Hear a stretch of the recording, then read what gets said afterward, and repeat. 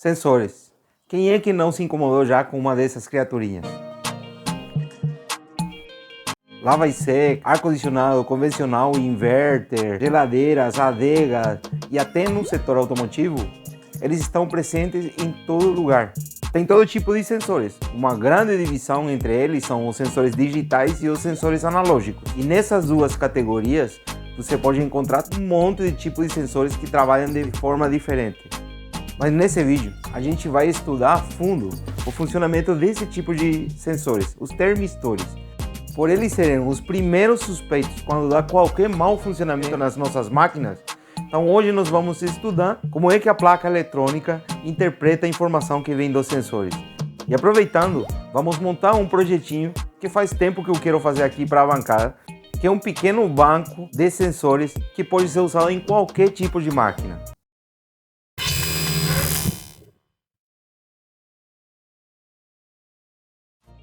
Se tu trabalha com placas eletrônicas, eu tenho certeza que já aconteceu contigo. O cliente, o técnico, vem com uma placa e ela vem assim, sem nada. E agora? Essa placa está sem os sensores e agora a gente vai ter que simular os sensores para botar a placa em funcionamento. Pois é, para a gente simular, a gente vai ter que obrigatoriamente entender como funcionam os sensores de temperatura.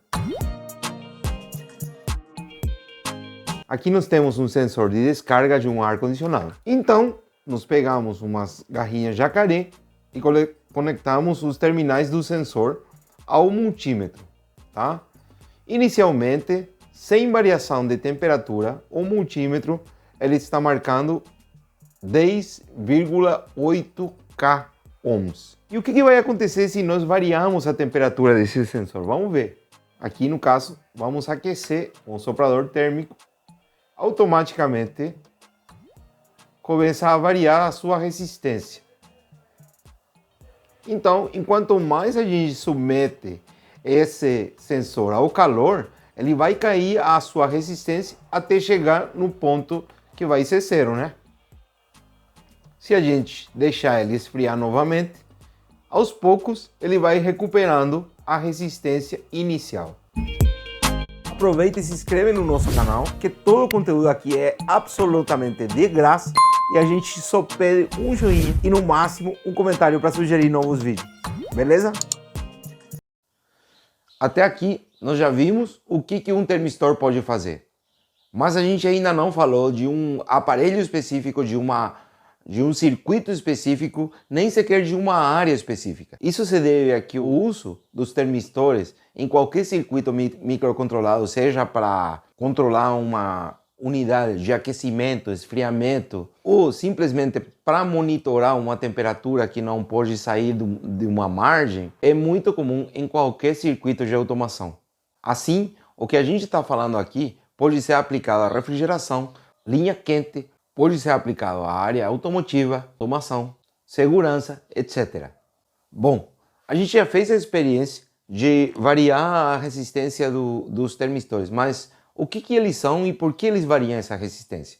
Primeira coisa que a gente tem que saber é que termistor, né? Nós já sabemos que sensor vem de senso, do latim, que quer dizer sentido. São dispositivos para emular os nossos sentidos, né? E o termistor especificamente vem de duas palavras em inglês que são thermal resistor. Dependendo da reação que os termistores experimentam quando são submetidos a variações de temperatura, nós podemos categorizar todos eles em dois grupos. Os NTC, cujas siglas derivam das palavras inglesas Negative Temperature Coefficient, ou coeficiente de temperatura negativa, e os PTC, Positive Temperature Coefficient, ou coeficiente de temperatura positiva. Em refrigeração, os mais usados são os NTC. Na linha quente, como fornos, fogões, nós podemos encontrar termistores PTC, mas o uso mais comum deles é o monitoramento da temperatura de certos componentes.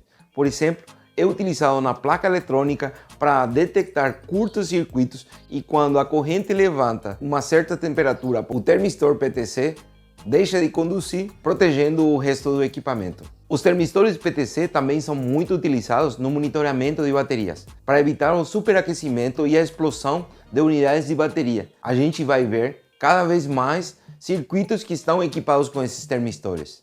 Mas como nós falamos que no controle de temperatura o mais comum é ver termistores NTC, nós vamos voltar sobre eles um pouquinho.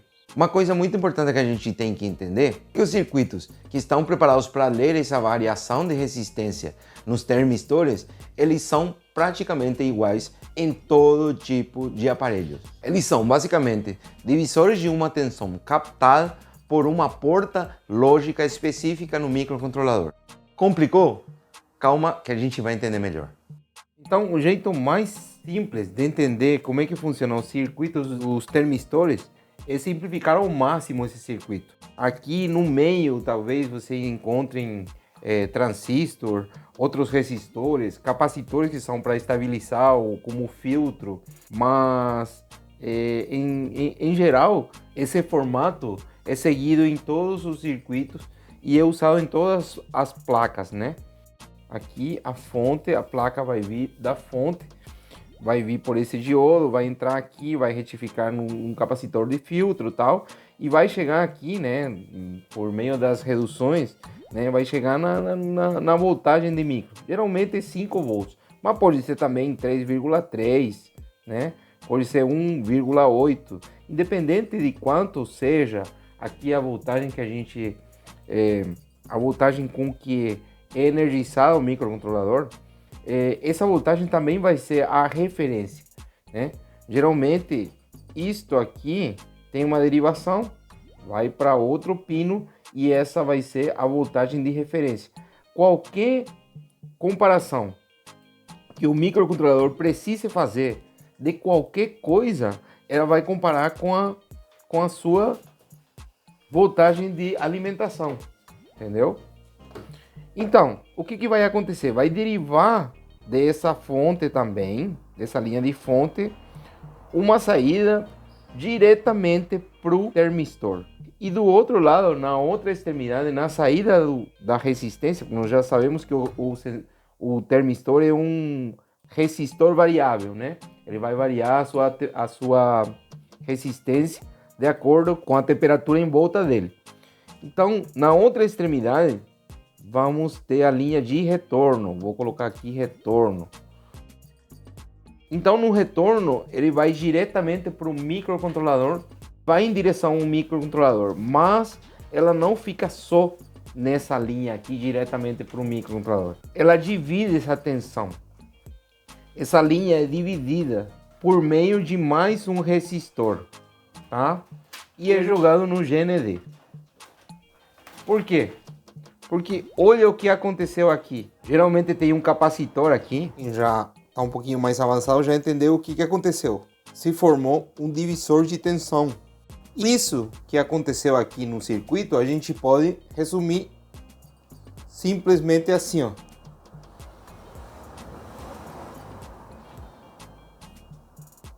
Sendo aqui o sensor.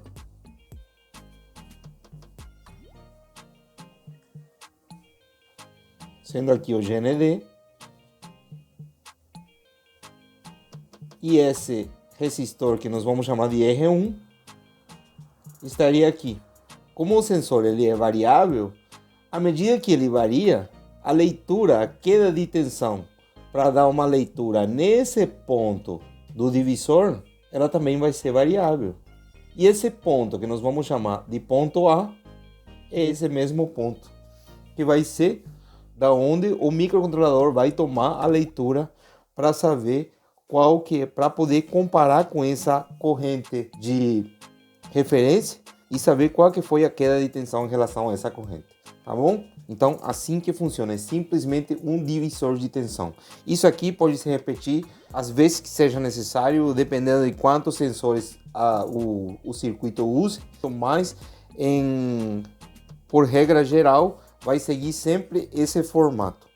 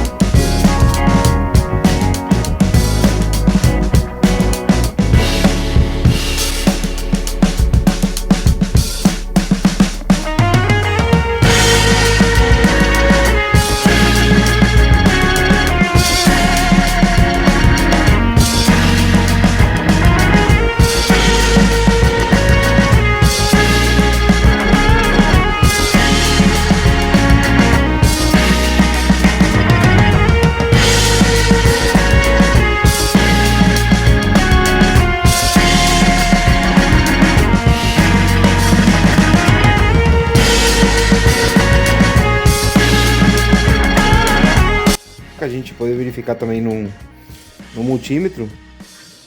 1 com 2 não apita, né? O 1 não apita com nenhum outro. O 2 apita. Ó. Então, o 2 e o 3 apita. O 4 não e o 5 apita. Então, 2, 3 e 5, eles estão ligados à mesma linha. Então, nós podemos colocar o fio comum nesses três. E para isso, nós vamos preparar outro conector. Um conector que eu retirei de uma placa velha. Então, nós vamos separar aqui os fios, dependendo de como que a gente vai ligar aqui, né? Aí nós vamos no manual de serviço e vamos ver quais que são os valores desses conectores da Comeco. Mas por enquanto a gente já pode separar os fios comuns. Nós falamos que era o 2, né? O 3, o 4 não, e o 5 são os comuns. Então, os de resistência vão aqui. Os 3 comuns nós vamos ligar no fio branco aqui, beleza? E os outros 3 nós vamos ligar cada um numa resistência que corresponde. Agora que calibramos os 3, vamos ligar na tomada. Vamos ver o que acontece. Ligou. Já entrou a placa da condensadora. E não acusa mais o erro. Não tem mais erro. Então, ajustamos nosso banco de potenciômetros para simular os 3 sensores da nossa máquina. Certeza que vai ser muito útil para ti, assim como vai ser para mim, pois qualquer coisa que ajude a manter a bancada mais organizada, de fato, é uma mão na roda, não é? E eu já tenho a minha aqui, agora vou usar todos os dias, com certeza. Então, recomenda um amigo para se inscrever no canal, confere tua inscrição e a gente se encontra na próxima semana com mais uma experiência para compartilhar e ficar pro.